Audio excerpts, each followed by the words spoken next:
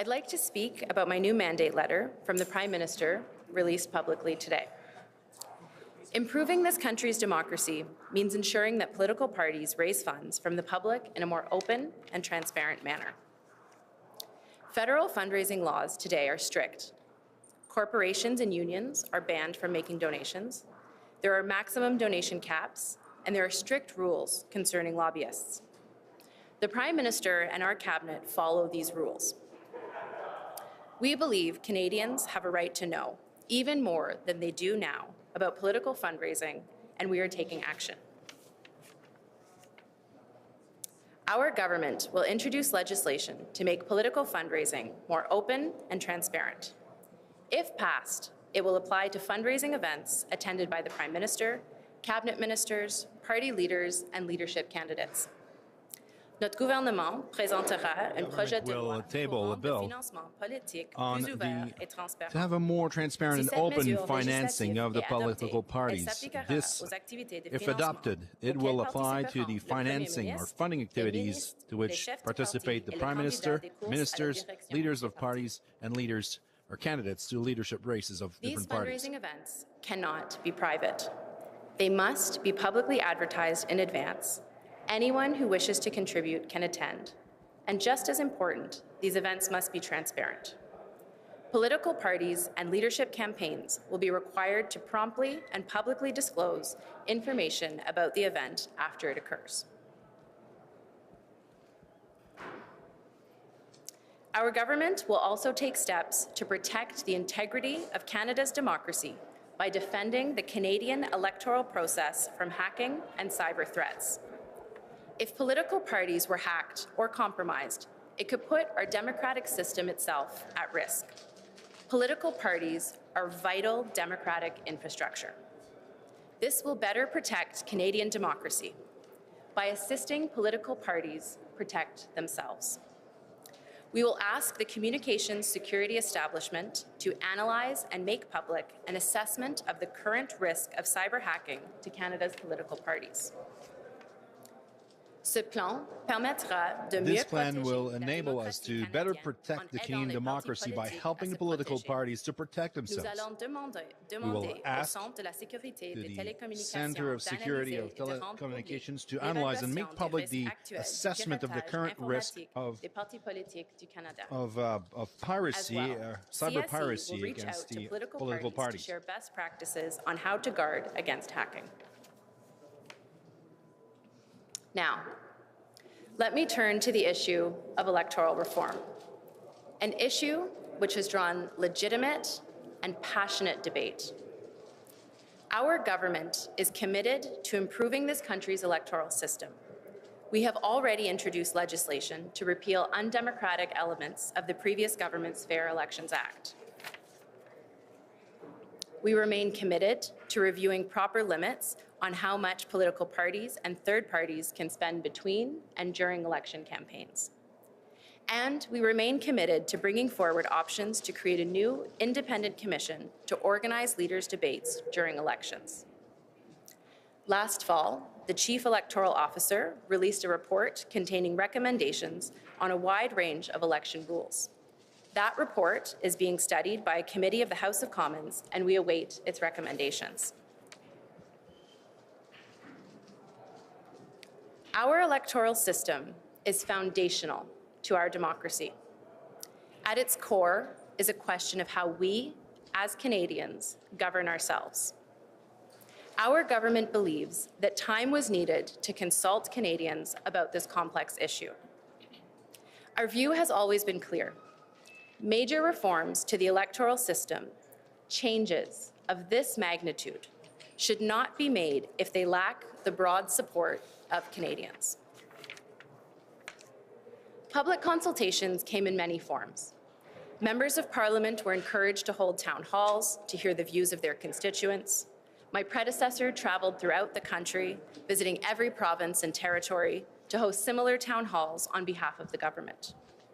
An all-party special committee of the House of Commons worked long hours and in December produced a thorough report that documents the many complexities of electoral reform. In recent weeks, more than 360,000 Canadians participated in mydemocracy.ca to provide their insight into our democratic values. Now, following all of these consultations, it has become clear that Canadians have a range of views about whether to continue using the current first-past-the-post system to elect MPs to the House of Commons. We respect and thank all those who have come forward to participate in these discussions. It has informed our decision, and it has become evident that the broad support needed among Canadians for a change of this magnitude does not exist. We respect and thank all those who expressed themselves by taking part in those conversations. Their opinion has shed a light on our decision, and it has been evident that we weren't able to have a vast necessary consensus to effect a change of this importance. My mandate letter states, a clear preference for a new electoral system, let alone a consensus, has not emerged. Furthermore, without a clear preference or a clear question, a referendum would not be in Canada's interest. Changing the electoral system is not in my mandate. We have listened to all Canadians in this debate, to Canadians who cherish their democracy and who value the direct connection they have with their Member of Parliament. Canadians want their parliamentarians to work with each other and to cooperate on policy. They want their government to be accountable. They want their MPs to act in the interests of their constituents. We agree.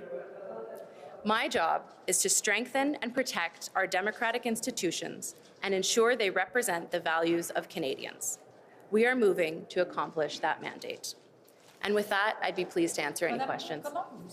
How do you feel as a new minister to have to carry a broken promise? Well, thank you for your question. As you know, I've been here after a year of conversation, discussion, and expression with Canadians, and I'm proud of the mandate that the Prime Minister is giving me. Of course, we have listened to Canadians, whether in roundtables or here in the Commons or through email or website consultation. And we found out that Canadians are proud of their democracy, and I'm proud to work with them, proud to work with the members of the House, and to protect and support our democracy. The election campaign said 2019 will be the last first-past-the-post election. It came up during his town halls that people had supported him because of that. What do you say to the voters that supported the Liberals on this promise that has now been broken? The past year was an incredibly important conversation that we had with Canadians. It was at times a difficult conversation. It was a conversation in which people were passionate on many different areas and with many different respects to how we govern ourselves. We took the time, we consulted, and we listened. And now we're moving forward in a plan that respects all of those contributions. I thank everybody who participated. It is a difficult conversation to talk about how we govern ourselves, but we've listened to Canadians, and this will not be part of my mandate. You're saying that... Why didn't you go with him instead of this? Yes, so thank you. As I mentioned before, we had many different avenues of consultation in which Canadians could participate in many different ways, whether it was town halls held by members of Parliament in their communities, whether it was through the town hall tour that my predecessor undertook, or the online consultations held by the Parliamentary Committee, the witnesses that came forward, or the online consultation through mydemocracy.ca. If you look at the numbers, over 360,000 people participated, and I truly appreciate them taking the time to participate in a topic and an issue that isn't often the top of mind, but one that is incredibly important for Canadians. I read the entire report, all 300 pages, and truly thank the members of the committee for doing a very thorough and extensive analysis of our electoral system and see quite clearly that there isn't a consensus on how to move forward. And we have said time and time again that without broad consensus, doing something as fundamental as changing our electoral system, we would not do it. Your government actually never asked for consensus on any of these issues. You did a lot of consultations, but both you and the Prime Minister keep on saying there's no consensus, there's no broad, support in the public. You, in fact, never asked that in the committee or in these consultations. So what exactly are you basing that on? Well, I think you would probably agree with me if we were to change the electoral system, something as foundational as how we decide to govern ourselves, that we need to do it with the support of Canadians. It would not be responsible for us to move forward if we did not. We provided so many opportunities for Canadians to participate, and many Canadians did. And we have found from those findings, from all of those consultations, all those Canadians who took the time to engage, that there is not a desire to move forward, and therefore my job now is to work to protect, to support, and to engage as many Canadians in our democracy as possible. Are you saying to Canadians are you saying that Canadians did not want a reform in the consultation of last year? They don't What want I said a reform? was that there... Oh, pardon, je m'excuse. Excuse me. En français, Of course, in avec French. plaisir. With pleasure. En français, que ce que j'ai dit, c'est What I que said nous is avons that eu beaucoup d'avenues we de had participation, de many consultation sur ce ways of thème participating and expressing themselves, and it's fundamental in the way as we govern ourselves as Canadians. And what we found is that based on the hundreds of thousands of Canadians who took part in the process, that is there no consensus in the way to change the system. Well, there's also many Canadians, and we've listened and heard Canadians that they appreciate and love the democracy we have, that we have a democracy that is strong here in Canada. So in my mandate letter, my work now is to make sure to work and to strengthen and to go forth with the democracy that we have here in Canada. You said it was not in the interest of Canada to have a referendum. Why are you saying this? Well, we saw that for Canadians, there's no consensus to go forth. There's no interest to go forth with a change of our electoral system. So we take this decision today, and it's important to have this conversation. Now, for me, it was important, it was fundamental, it was the thing that was the most basic for Canadians to analyze how we govern ourselves. It's a conversation that was worth it. It was important to have this conversation. We've listened to Canadians, and I value the opinion of Canadians, and I appreciate them. And now we will go forth with this. So you're saying that there's been 4 consultations. That of Minister Monsef, we had no report of that consultation. MyDemocracy.ca, we had no results. The 2 consultations that asked precisely on these, the way to vote, the Parliamentary Committee, public assemblies of, so in both there was a majority for a proportional system. How can you say there's no consensus?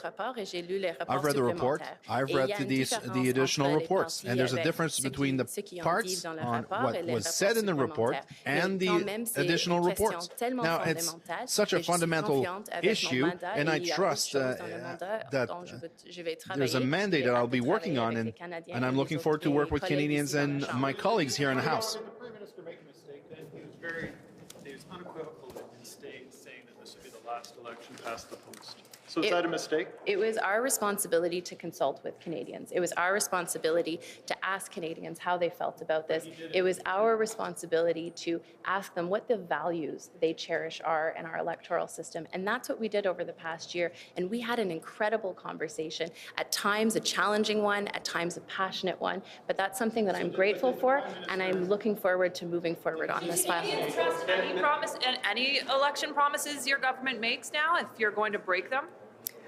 Thank you for the question. As you probably know, there are most of our election promises that we have kept: the Canada Child Benefit, the decrease in the middle class tax cut. So many promises that we ran on to support the middle class, to support jobs, to support people in this country, and this particular issue was something that we felt and we still believe was incredibly important to talk to Canadians about, because when we talk about how we govern ourselves, we need to be as inclusive as possible. Sorry, what do you say to people who think that you are basically coming out and saying you didn't find consensus when really there was consensus and you just didn't like the answer you received? Because there was consensus. Overwhelming majority of people said they actually want to change the way this place works. And you're, I'm sorry, but mischaracterizing what the results of those consultations were. I would disagree with that, because I think that when you look at the results, you can see that there are many different opinions on how or if or what we should do to change the system. And of course, but no, we're talking about consensus, and we're talking about what Canadians believe. We've listened to Canadians. We know that Canadians value local representation. We know that they value holding their governments to account, and we know that they value that direct connection with a member of parliament with whom they can engage directly. And so my job now is to continue to work and to strengthen and to engage with Canadians to ensure our country remains democratic and will continue to be that way in the future. Madame's question about the referendum. Thank you very much. Why did you say referendum is not in our national interest? I look forward to talking to you in the future. Thank you.